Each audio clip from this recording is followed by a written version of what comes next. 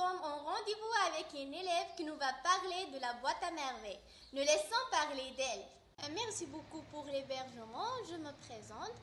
Je m'appelle Yousra Simouni. Je suis née en 2003. J'habite à Boujad. Je suis une élève d'Abdallah Gounoun, sciences expérimentales, option français.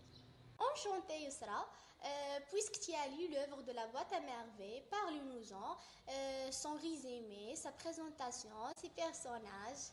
La boîte à merveilles est un roman à caractère autobiographique écrit par l'écrivain Ahmed Sfraoui en 1952 et publié en 1954. En ce qui concerne le résumé, la boîte à merveilles, la symphonie des trois saisons, une suite de scènes et de tableaux raconte la vie quotidienne d'une famille populaire dans la vieille ville de Fès.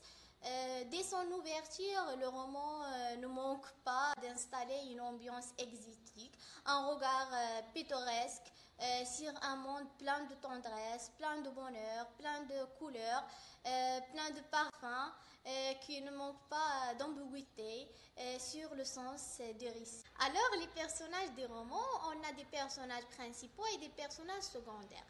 Les personnages principaux, on a Sidi Mohamed, le narrateur et le personnage principal du roman, Lella Zoubida, mère de Sidi Mohamed, femme de Sidi Abdeslam. Ma'alem Abdeslam, le père du narrateur, un tisserand. Lella Aïcha, ancienne voisine de la famille du narrateur. Lella Kenza, elle nourrit le monde fantastique de l'enfant.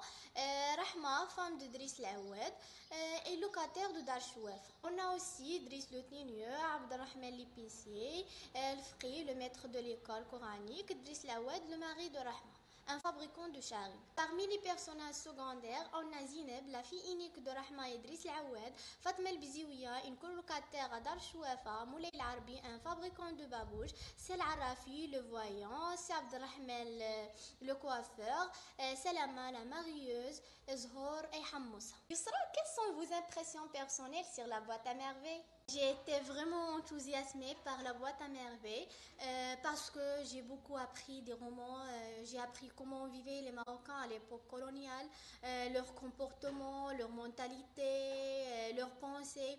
J'ai aussi appris le rôle du père dans la famille marocaine. J'ai aimé le côté imaginatif de Sidi Mohamed.